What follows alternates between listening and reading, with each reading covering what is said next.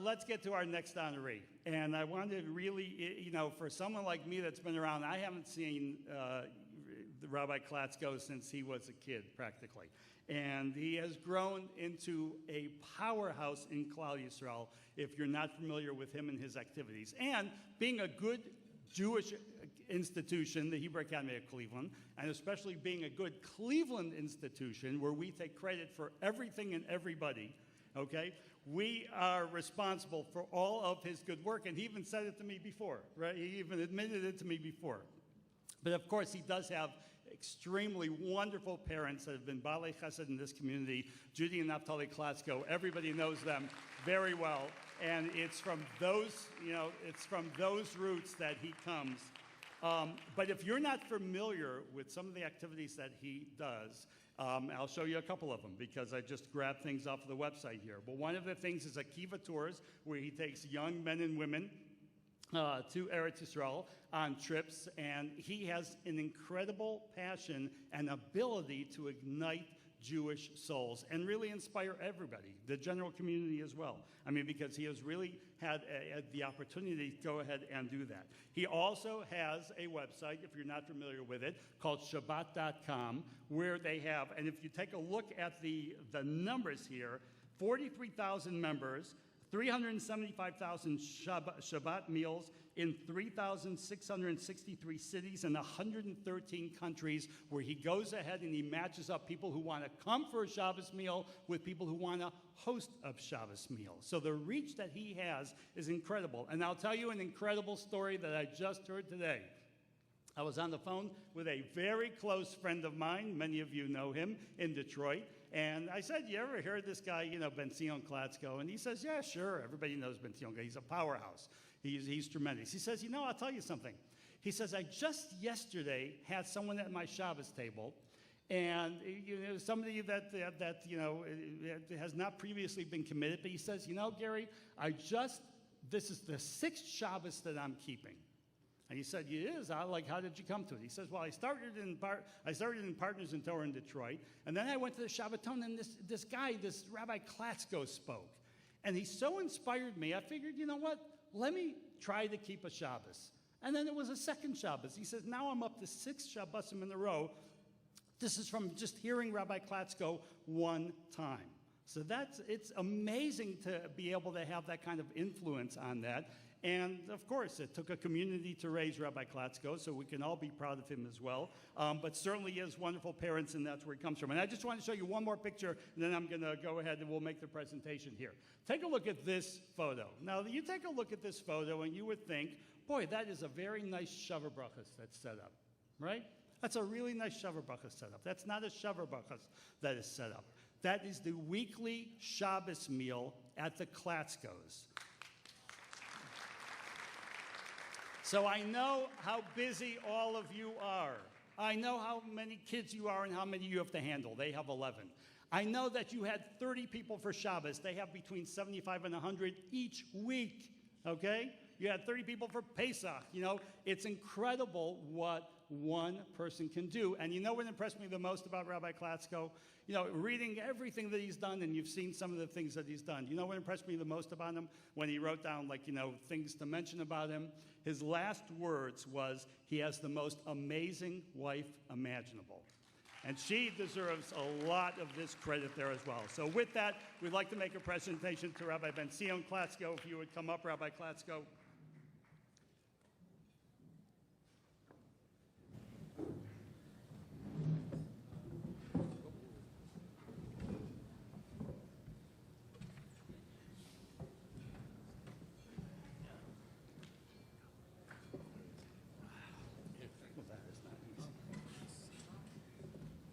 And let me just read the inscription while we've got it here. The Alumnus Award presented to Rabbi Benzion Klatzko for his outstanding commitment to our Batzis Torah, Beis Chinuch Rav Dessler, Cleveland, Hebrew Academy of Cleveland, 71st Scholarship Tribute Dinner. Mazel Tov, Rabbi Klatzko.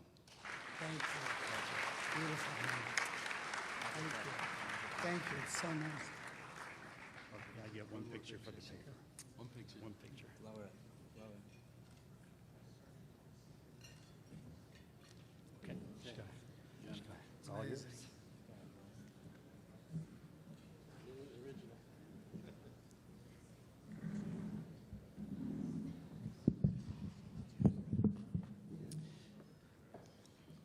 Bershus, the Rosh Yeshiva, the Menahalim of the Hebrew Academy of Cleveland, of Imari V'imi Marasi. When I was asked to accept the alumnus award, I was thinking there has to be another word for the alumnus award besides the alumnus award. It doesn't really get to the heart, to the soul of what is trying to be accomplished. I was speaking to some of my students, and I said, you know, what do you have to look forward to in life? What do you have to look forward to?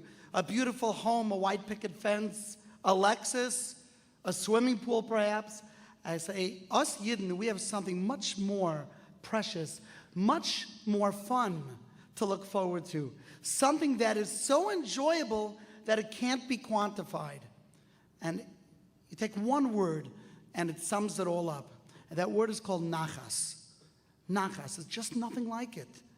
You think of yourself on Pesach and your children and maybe grandchildren, and they're sitting around the table and you're about to say Kaddish, you're about to say Kiddush, and you look at their faces and you look at what you have accomplished, and you see the B'nai Torah that they've become, and you're filled with nachas. It just, there's no feeling like it. The alumnus award is actually a nachas award. It's nachas. It's a school saying, we put so much effort into a building, into the rabbeim, into the teachers, into the curriculum. There are bills that come up each month. There are difficulties. Just today I was visiting and there was a false alarm, a false fire alarm. The whole school had to pile out. There's one thing after the next. And just when you think, why, what is it all for, you remember that one word, nachas. It's all worth it. So the alumnus award is just one more person out of many, many, many people who could be standing in this place today giving the Hebrew Academy of Cleveland nachas. Because the Hebrew Academy of Cleveland deserves that nachas for the effort and the patience and the dedication and the love that they've given to their Talmidim and their Talmidos. I also want to say that to accept the alumnus award, someone had to send me to the Hebrew Academy in the first place. And therefore, I want to give a special hakar tov to my parents. You see, it's critical that the message that the child gets at home is the same message that they receive at school. And where there's no consistency, it's very confusing for the child.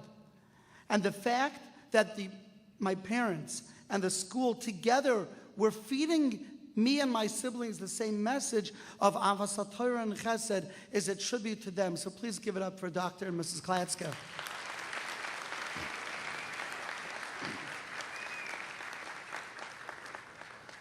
In addition, let's be frank, as nice as the pictures look and as large as the table is, someone has to put food on the table.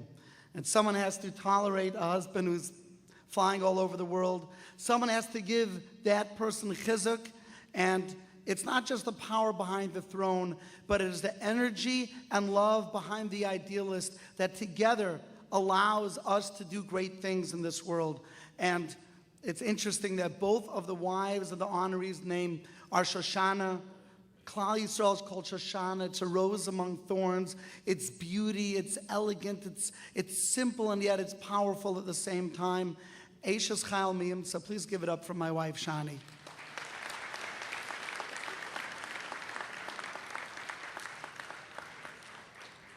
I was in the University of Albany, and a student came over to me and he said, Rabbi, you have a lot to say. It's true. He said, I don't have a lot of time though.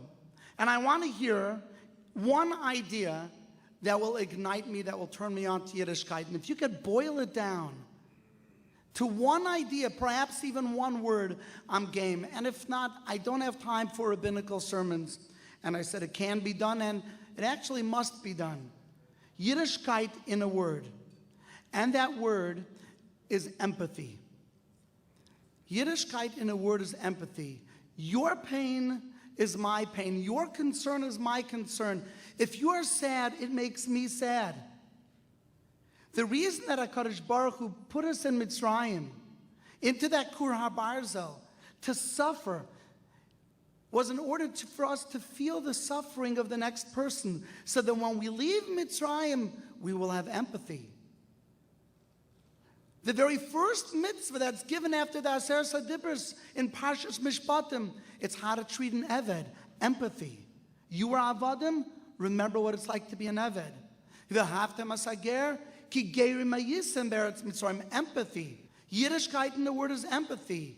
Hillel, on one foot, he was asked, what is the Torah about?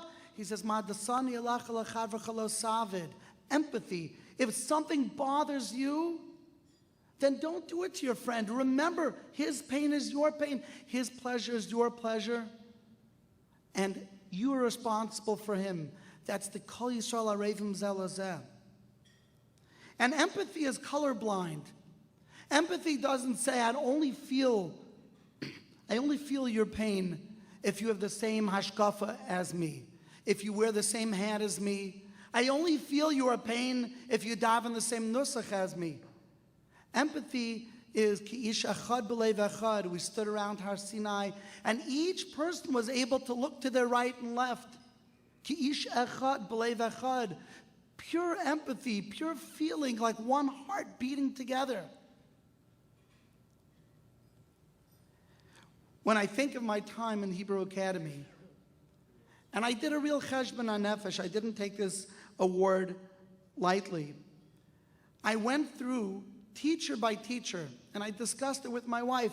My first grade teacher, my kindergarten, second, third, and each one I tried to remember different stories, different incidences that I had with that teacher that taught me something. I thought it was a good exercise, and also it allowed me to be makir tov just a little bit more to the Hebrew Academy.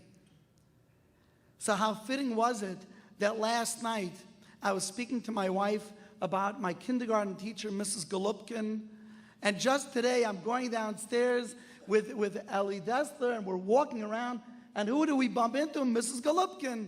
And she remembered.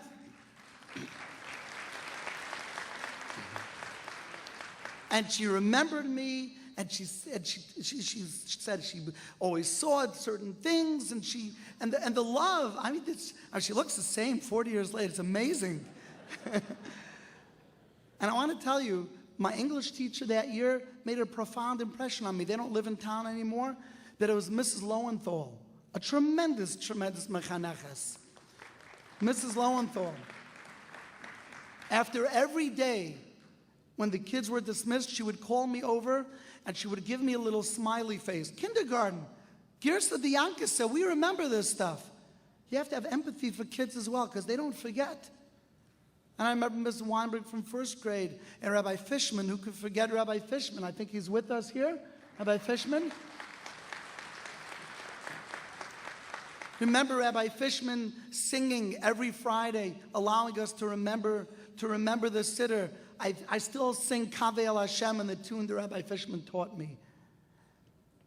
Outside, he could have taken a break during recess. Instead, he used to go outside and make contests and make it fun. And later on, Rabbi Fishman became the boichen for Mishnayos Baal Peh. So I'd go over to his house to say over Mishnayos. And when I didn't know the words, he would prod me. He would give me hints. I really didn't know it that well, to be honest. But he helped me, and he gave me credit for it. And he was mechazik me. And Rabbi Harry Mayer. Remember Rabbi Harry Mayer? I just bumped into him in Manhattan. Full of life. Made third grade so enjoyable, and Rabbi Seid in fourth grade, Mishnayos Sukkah. This is what your alumnus remember. We remember every year. Who can forget? Fifth grade is Rabbi Fishman again. Sixth grade, Rabbi Mormon and Rabbi Levitansky. I just came over to Rabbi Mormon this Shabbos, and I said, Rebbe, I want to give you Yasher Koach. I don't forget sixth grade. I remember the Gemaras that you taught me because it was so clear. It was the first year that it clicked. And Rabbi Levitansky with all of the simcha, and I think someone told me he still is out there and he's playing sports and he's with the guys and his geschmack, and I just saw him today at the fire drill. And seventh grade, I saw Rabbi Scheineman leaving. I said, Rabbi Scheineman, please don't leave.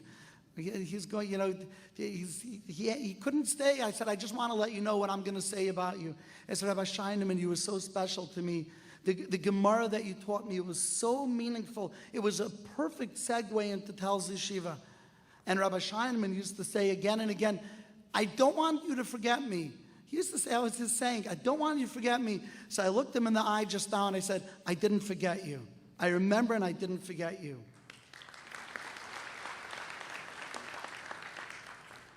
And of course, there was Rabbi Meisels, who taught us Chumash, and he gave us just such a great kind. Rabbi Meisels, one of the great mechanchim of our generation.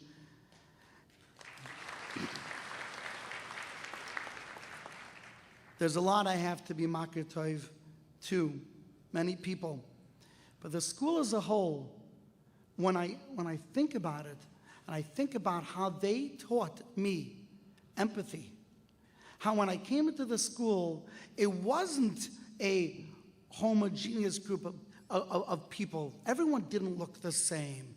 There were students from all different backgrounds, and each one was welcome, and they were all embraced, and they were not judged. It was such a large tent. It was the big tent that allowed everyone to feel welcome and comfortable. That's so unique to the Hebrew Academy of Cleveland.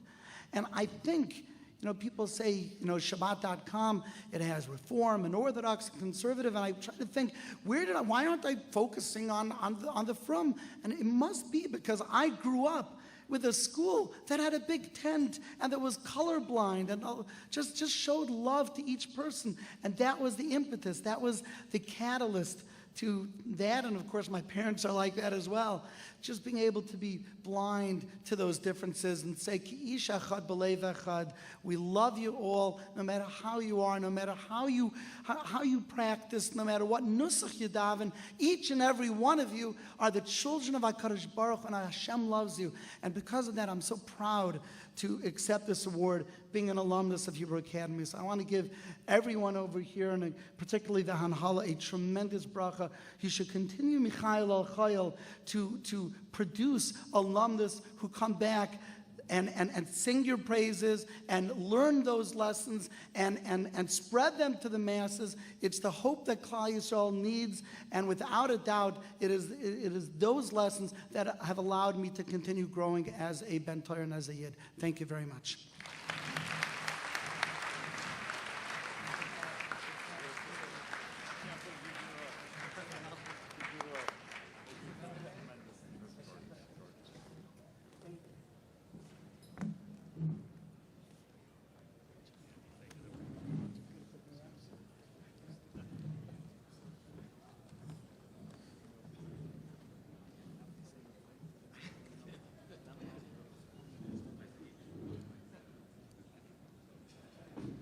Rabbi Klatzko, thank you so much for joining us this evening and for helping us to realize how very fortunate we are. Thank you for emphasizing the importance of nachas and empathy and, of course, a tov.